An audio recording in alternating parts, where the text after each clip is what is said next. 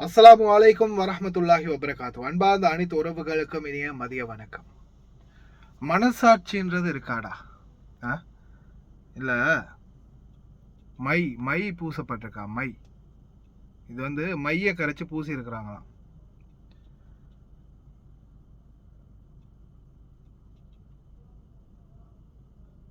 எதால அடிச்சிருக்காங்க தெரியுமா? எதால அடிச்சிருக்காங்க தெரியுமா? வாய்ஸே ப்ளே பண்றேன்.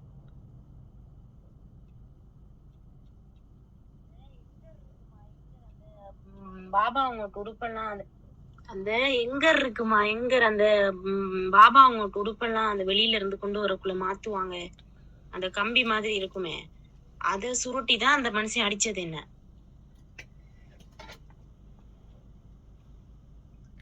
இது இது என்னன்னு தெரியுதா? இந்த ஹேங்கரை தான் இப்படி சுருட்டி எடுத்து, ஒன்றுக்கு 2-3 சுருட்டி எடுத்து இந்த சகோதரிக்கு அடிச்சிருக்கு. இந்த இருக்கு இது ஹேங்கர். இதால அடிச்சுட்டு அதுக்கப்புறமா ஏஜென்ட்டுக்கு சொன்ன பிறகு ஏஜென்ட்ல கொண்டு போய் விட்டுருக்குறாங்க. சரியா?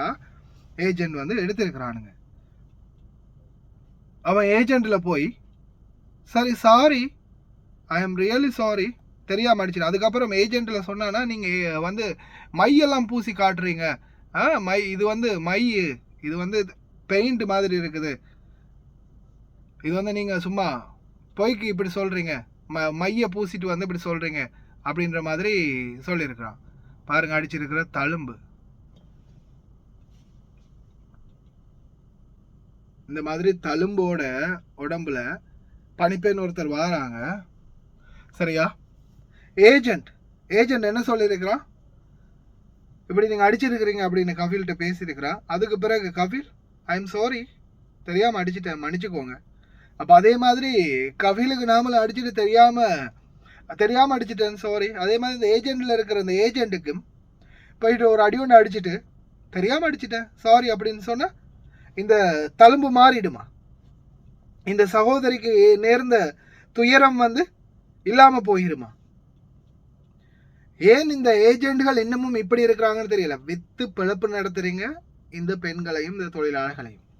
வித்து பிழப்பு நடத்தியும் ஏன் இந்த தொழிலாளர்களுக்காக உங்களுக்கு கொஞ்சம் சரி மனதை இறங்கி, கொஞ்சம் சரி அவங்களுக்காக கொஞ்சம் ஒரு துளி அளவு சரி ஏன் கருணை வருதில்லை?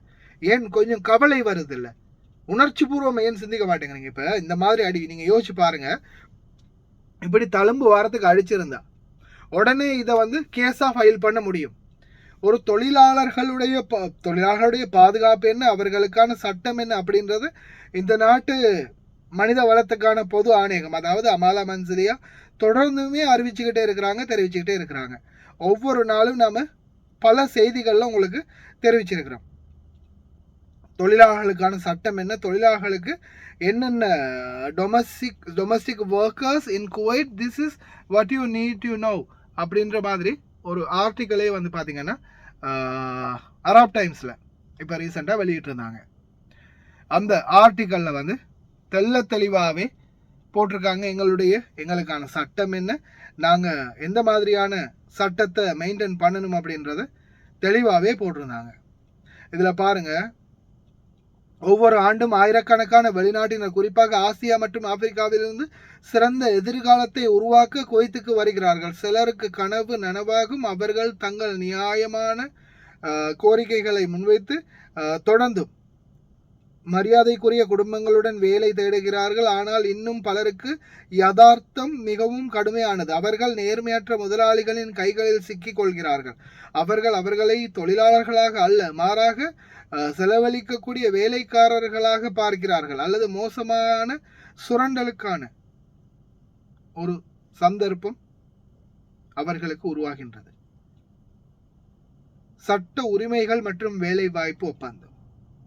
குவைத்தில் உள்ள ஒவ்வொரு வீட்டு பணியாளருக்கும் உள்துறை அமைச்சகம் அல்லது மனித வளத்துக்கான பொது ஆணையகம் அங்கீகரிக்கப்பட்ட எழுத்துப்பூர்வ ஒப்பந்தத்தை கொண்டிருக்க வேண்டும். எக்ரிமெண்ட். ஒப்பந்தங்கள் பொதுவாக வேலை கடமைகள், நேரம், சம்பளம், விடுப்பு மற்றும் நாடு திரும்பும் உரிமைகள் உள்ளடக்கம். குவைத் அதிகாரிகளால் அங்கீகரிக்கப்பட்ட எழுத்துப்பூர்வ ஒப்பந்தம் உங்களிடம் உள்ளதா? என்பதை உறுதிப்படுத்திக் கொள்ளுங்கள். நேற்று நைட்டு நான் செய்தியில் போட்டிருப்பேன். எக்ரிமெண்ட் வந்து லீகலாக ஒரிஜினல் எக்ரிமெண்ட் எடுத்துக்கோங்க. தொழிலாளர் பாதுகாப்பு பயிற்சி வீட்டு உதவியாளர் நிறுவனம், அதில் தெளிவாக குறிப்பிடப்பட்டுள்ளதா என சரி பார்க்கவும். வேலை கடமைகள், சம்பளம், வேலை நேரம், விடுப்பு மற்றும் நாடு திரும்புதல். கையொப்பம் இடுவதற்கு முன்பு அனைத்தையும் படித்து புரிந்து கொள்ளுங்கள். வாய்மொழி வாக்குறுதிகளை நம்ப வேண்டாம். இரண்டாவது, குறைந்தபட்ச ஊதியம் மற்றும் சம்பளம். குவைத் வீட்டு பணியாளர்களுக்கான குறைந்தபட்ச ஊதியத்தை நிர்ணயிக்கிறது. இது மாதந்தோறும் வழங்கப்பட வேண்டும். சம்பளம் சரியான நேரத்தில் முழுமையாக வழங்கப்பட வேண்டும். பொதுவாக வங்கி பரிமாற்றம் மூலமாகவோ அல்லது ரசீதுடனோ ரொக்கமாகவோ வழங்கப்பட வேண்டும். உங்கள் மாத சம்பளம் மற்றும் கட்டண முறையை உறுதிப்படுத்தவும். ரொக்கம் அல்லது வங்கி பரிமாற்றம். சம்பளம் செலுத்தும் அட்டவணை மற்றும் ரசீதுகள் பற்றி கேளுங்கள். ஏதேனும் கொடுப்பனவுகள் அல்லது கழிவுகள் எடுத்து குறித்து எச்சரிக்கையாக இருங்கள். சம்பளம் சீட்டுகள், ஒப்பந்தங்கள், செய்திகள் மற்றும் செய்த வேலைக்கான ஏதேனும் ஆதாரத்தை வைத்திருங்கள். விலக்குகள் அல்லது கொடுப்பனவுகள் குறித்து எந்த தவறான புரிதலும் இல்லை என்பதை உறுதிப்படுத்திக் கொள்ளுங்கள்.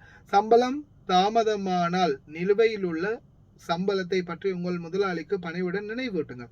செலுத்தப்படாத சம்பளம் தொடர்ந்தால் நீங்கள் புகார் அளிக்கும் போது public authority for man power, மனித வளத்துக்கான பொது ஆணையகத்திடம் மற்றும் உங்கள் தூதரகம் மூலம் முதலாளி மீது சட்ட நடவடிக்கை எடுக்க முடியும். வேலை நேரம் மற்றும் ஓய்வு. நிலையான வேலை நேரம் ஒரு நாளைக்கு சுமார் 8 மணி முதல் 9 மணி நேரம் வரை ஆகும். அதாவது 8 ஹவர்ல இருந்து 9 ஹவர் வரைக்கும் தான் உங்களுக்கு வேலை செய்யணும் அப்படின்றது போட்டிருக்காங்க. தொழிலாளர் பகலில் உணவு, பிரார்த்தனை அல்லது ஓய்வு எடுப்பதற்காக குறைந்தது 1 மணி முதல் 2 மணி நேரம் ஓய்வெடுக்க உரிமை உண்டு. அதாவது லஞ்ச் டைமுக்கு உங்களுக்கு 1 மணி நேரத்திலிருந்து 2 மணி நேரம் வரைக்கும் ஓய்வு எடுக்கிறதுக்கான உரிமை இருக்குது. வாராந்திர ஓய்வு. வீட்டு பணியாளர்கள் வாரத்துக்கு ஒரு முழு நாள் விடுமுறை பெற வேண்டும். சில ஒப்பந்தங்கள் சிறிய இடைவெளிக்கு அரை நாட்கள் விடுமுறை அளிக்கின்றன. ஆனால் ஒரு முழுமையான ஓய்வு நாள் வழக்கமானது.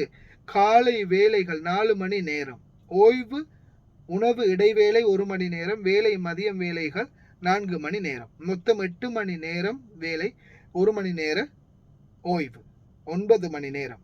அதாவது ஜஸ்ட் 8 மணி நேரம் அல்லது 9 மணி நேரம் தான் வேலை வாங்கணும் அப்படின்றது ரூல்ஸ். முதலாளிகள் உங்கள் அனுமதி இன்றி உங்களை வேலை நேரத்தை நீடிக்க முடியாது.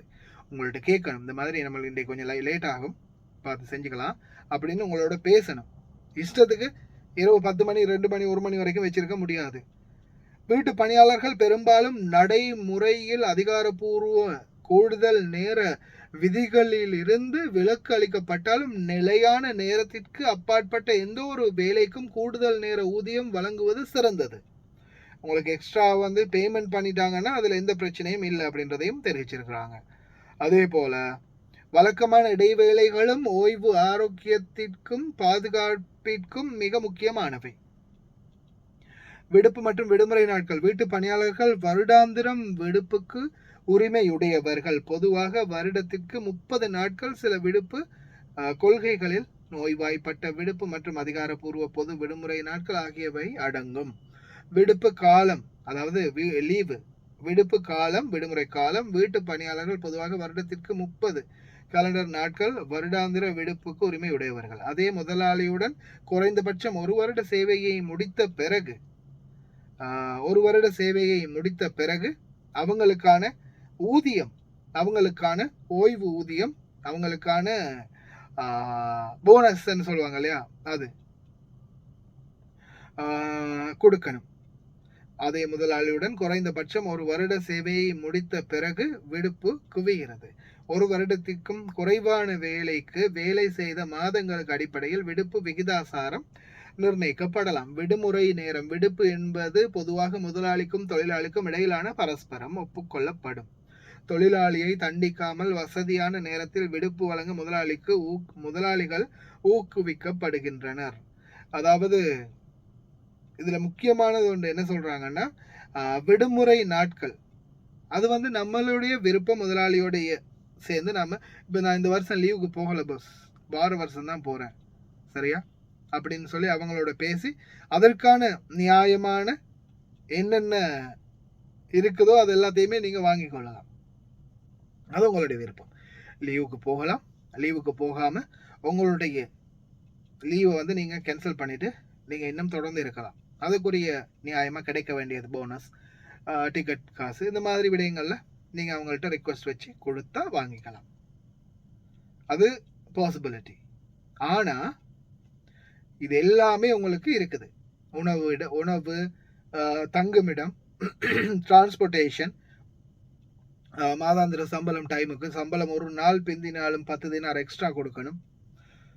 இந்த மாதிரி அனைத்து சட்டங்களும் குவைத்துடைய சட்டம், public authority for man power உங்களுக்காக கொடுத்துருக்குறாங்க. நிறைய பேர் கேட்டிருந்தாங்க, எங்களுக்கு வந்து நாங்கள் விடுமுறை கேட்டால் எங்களுக்கு ஒரு விடுமுறை கொடுக்குறாங்க இல்லை அப்படின்னு. ஆனால் சட்டமே சொல்லுது என்ன, ஒரு வாரத்துக்கு ஒரு முழு நாள் உங்களுக்கு லீவு தரணும். ஒரு நாளைக்கு 9 ஹவருக்கு மேலே வேலை வாங்கக்கூடாது. இதுதான் சட்டம். சட்டம் சொல்றது இதுதான். ஆனால் ஃபாலோ பண்ணுறாங்களா அப்படின்னு கேட்டால் நம்மளை இதுக்கு கூட கணக்கெடுக்க மாட்டாங்க. ஏன், நம்மளுக்காக செயல்படக்கூடிய. ஆனால் இது பிலிப்பீனிகளுக்கு சாத்தியமாகுது தானே, வேறு சில நாட்டவர்களுக்கு சாத்தியமாகுது. இந்தியர், இலங்கையர்கள் ஆஃப்டர் ஆல் இந்த டஸ்ட்பின்லேருந்து குப்பை தொட்டிக்கு வரைக்கும், இந்த வீட்டுக்குள்ளே இருக்கிற டஸ்ட்பினை கொண்டு போய் அந்த குப்பை தொட்டியில் போடுறது மட்டும்தான். குப்பை பேக்கை சிபாலாவை கொண்டு போய் அந்த சிபாலா ட்ரம்மில் போடுறது மட்டும்தான் சிலருடைய இன்றைய வரைக்கும் நடைமுறையாக இருக்குது. இன்றைய நடைமுறை அவ்வளவுதான். இன்னைக்கு வரைக்கும் அப்படியே இருக்கக்கூடியவங்க எத்தனை பேர் இருக்கிறாங்க. அதே மாதிரி விடுமுறை கிடைத்தால் ஜெனுவினாக பயன்படுத்துங்க.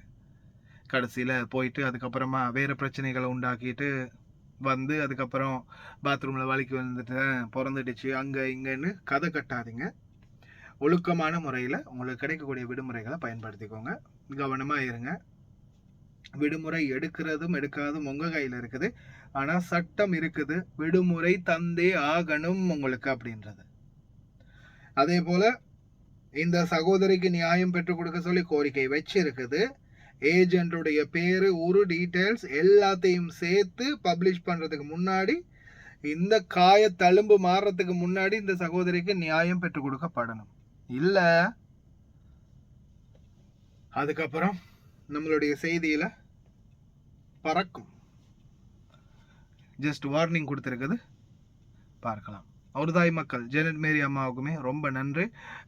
சில தகவல்கள் வந்து ஜெனட் மேரி அம்மா தான் நம்மளுக்கு கொடுக்கறது. அதுவும் இது வந்து ஒருதாய் மக்கள் குழுவில் இருந்த ஒரு சகோதரி அப்படின்றதும் முக்கியமாக குறிப்பிடணும். இதை நான் கட் பண்ணி நிச்சயம் முன்னுக்கும் போடணும்னு நினைக்கிறேன் எடிட்டிங்கில். ஒருதாய் மக்கள் உதவும் கரங்களை பற்றி நான் மென்ஷன் பண்ணலைன்னு நினைக்கிறேன். ஒருதாய் மக்கள் உதவும் கரங்கள் குழுவில் இருந்த ஒரு சகோதரிக்கே இந்த நிலைமை பாருங்கள். ஜெனட் மேரி அம்மாவுக்கும் ரொம்ப நன்றி இந்த தகவலை கொடுத்ததுக்கு. சரி, தகவல் புரிஞ்சிருக்குன்னு நினைக்கிறேன். எத்தனை பேர் ஃபுல்லாக பார்த்தீங்கன்னு தெரியல. ஃபுல்லாக பார்த்தீங்கன்னா உங்களுக்கும் ஃபுல் மைண்ட் செட்டோட நிறைய ஐடியாக்கள் கிடைக்கும். இன்னொரு நல்ல வீடியோவில் சந்திக்கலாம்.